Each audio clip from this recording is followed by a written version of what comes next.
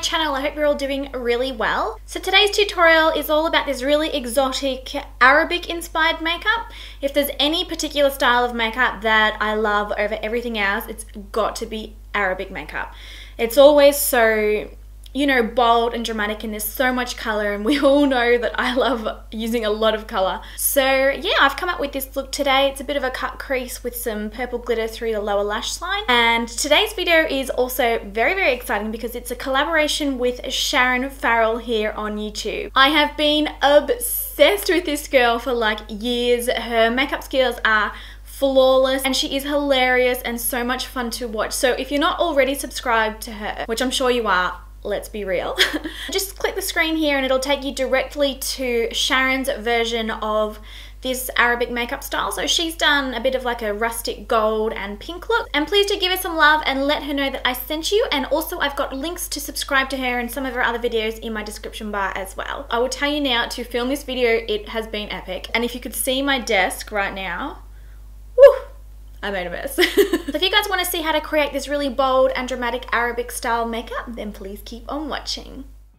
So to prep my skin for this makeup look, I'm first starting off with my Smashbox Photo Finish Primer. This is a silicone based primer and it will help to really reduce the visible appearance of pores and fine lines. And then following up with that, I'm taking MAC's Studio Fix Fluid. I am in the colour NC30 and I'm going to be applying this by stippling it all over my face using a beauty blender. I'm actually new to this foundation. I'm generally not so much a MAC foundation girl, but I was pretty happy with this one after the makeup look turned out, and it did last forever on my skin. Now with all of the drama that is going on with this makeup look, you really do have to make sure that you prime your lids. So today I'm just going to use my MAC paint pot in the colour Soft Ochre. You can use any eye primer that you've got, or even a concealer will work really well also. Using this black gel eyeliner from Inglot, I'm going to be using this to sort of start, I guess, mapping out the stencil where I want this eye makeup to go. So first I'm going to draw in my cat wing there, just with like a nice long straight line.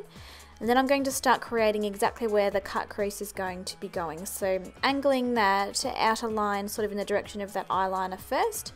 And then across the lid there we're creating a sort of a new crease. So we want to follow the curve of the original crease, but obviously we're placing it up much higher than our crease folds naturally. You want to drag that line all the way along and down towards the inner tear duct of the eye there. And then you would just want to sort of smudge away at that line until it blurs all the edges out, and after it's smudged you'll find that it does look a lot neater than it does to begin with, so don't freak out too much. Following up with that, you want to buff out the line using a warmer toned colour. So I'm going to use these really peachy orangey shades from Inglot. Just on a small brush I'm going to work that just on the upper area above the line. Be very careful not to drag it underneath that cut crease line that we've created. You want to keep it up on the top and you want to smudge it out and drag it up to blend out any harsh lines or edges. I'm then popping an iridescent type colour on my brow bone as a highlight. This one is Shimma by Makeup Geek and I love it. It's so pretty. For the white area on the lids, I'm going to be using this MAC pigment called Vanilla, and I'm just really packing that one onto a very small and dense brush, and I'm slowly going to work it first up against that black line that we've used to create our cut crease. You can use this shadow to really tidy up the edges, it does work very well, and then just patting it all over the lid, dragging it into the inner tear duct area, and also using it to fill out that space between the angle of the eyeliner and the angle of the cut crease in the outer corner of the eye.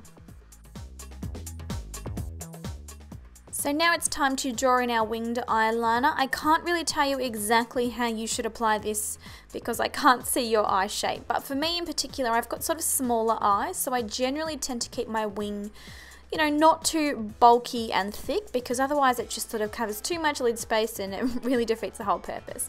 But I am still using the Inglot gel eyeliner, and I'm using the angled brow brush from Sigma, which is actually my all-time favorite eyeliner brush. It's just so small and precise and very, very easy to apply and work with.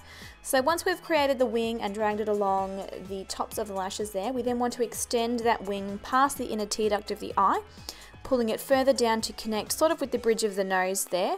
You guys will all know that Arabic makeup always features really dramatic, you know, winged eyeliner, winged not only at the front but also in the outer corner. So that's really what we're creating here today. And as you can see, I've also dragged it through my lower lash line. And to follow up with that, I'm now going to slather this all through my waterline. So for the lower lash line, I'm going to be working with glitter. So just to protect my foundation, I'm first laying down these shadow shields. And then I'm running this beautiful pencil through my lower lash line. This is the Eye of Horus Jewel Amethyst Goddess pencil. And it's a really beautiful purple sort of kohl pencil. It's really, really nice to work with. So running this firstly through, and then topping up over that, I'm just using this purple eyeshadow from one of my Steeler palettes. And just gently brushing that over the top of that eyeliner to set it, and also dragging it out to the point of that outer wing where we've applied our eyeliner. This step's a little bit unconventional, but it's all that I had. I'm using eyelash glue to first lay down over that purple shadow, and then I'm going to be using this gorgeous purple glitter from Mayron over the top, and I'm just going to basically stick that all over the area where we've applied that purple eyeshadow. If you have got glitter adhesive, that's going to be much better, but yeah, all I had was eyelash glue. The struggle is real. I'm now just drawing in that second wing of that eyeliner. Basically, you just follow the exact line that you've drawn above it and drag it right down and connect it with the eyeliner on the lower lash line.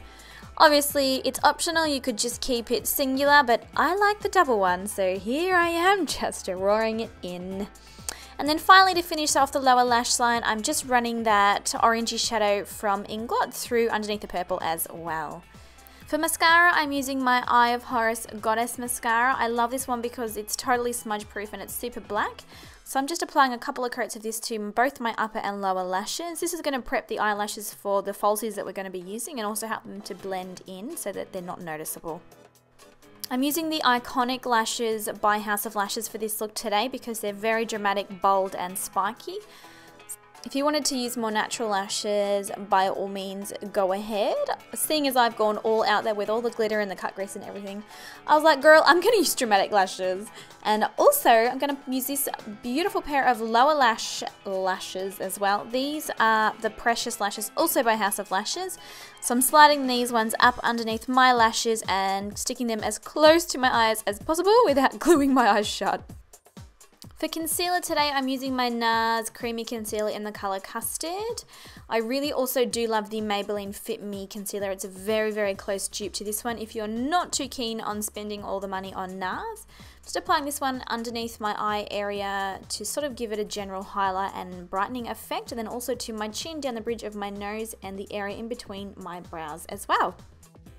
And then using the narrower edge of my Beauty Blender, I'm just going to be buffing that into the skin. If you use really small and soft dabbing motions, you'll get a really nice diffused look. And this concealer also gives a really radiant glow. I'm using the loose finishing powder from Chanel just to set all of this makeup in place. Yes, it's a little bit more expensive than a regular setting powder, but it will last you honestly years and years, and it gives you the nicest effect on your skin. I'm using the Anastasia Beverly Hills Contour Kit to bronze and contour today, so I'm just mixing these two brown shades in the lower corner here and using them in the hollow areas of my face to help them appear more sculpted and chiseled, and it's also going to help bring my cheekbones up, give them a little bit more help and help them appear a little bit higher than they are naturally. So first here I'm doing my cheek contour, and then I'm going to be dragging it up through my hairline and my temples as well. Also a little bit down the bridges of my nose and underneath my chin. With such a bold and dramatic eye makeup look, you do want to make sure that the skin is really finished and perfected as well. And doing a good job of concealing and contouring is really going to achieve that. For blush, I'm going with more of a natural colour, and I'm using this Coral one by Inglot. Can't remember the number, but I will put it in the description bar below. Inglot is really awesome for blushes. You can choose, obviously, 4 blushes that you like and chuck them in a palette. And yeah, you are good to go. Anything that's customizable, I am all over. And then finally, to finish the cheeks, I'm just taking a little bit more of that Vanilla Pigment by MAC that I had left over and sweeping that along my cheekbones for a really dramatic highlight.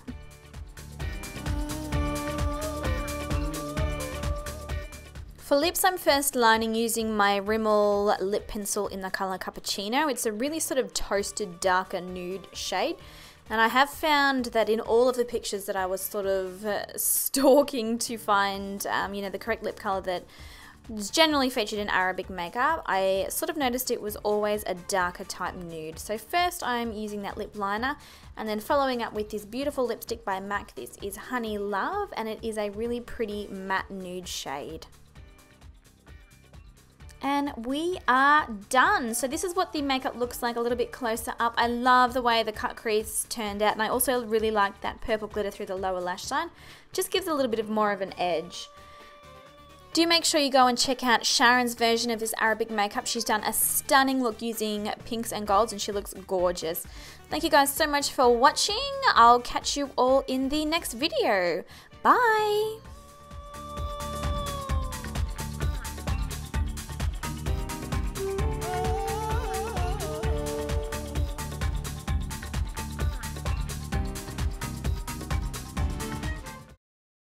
Princess, so got my hand up for that job if anyone wants to offer it. The makeup look itself is very simple, but it's also very striking at the same time. Like, just the combination of the soft browns and the eyeliner, it just really brings out your eye shape and your eye color. So thanks for watching, guys. Give the video a thumbs up if you did enjoy it, and don't forget to subscribe. I'll catch you guys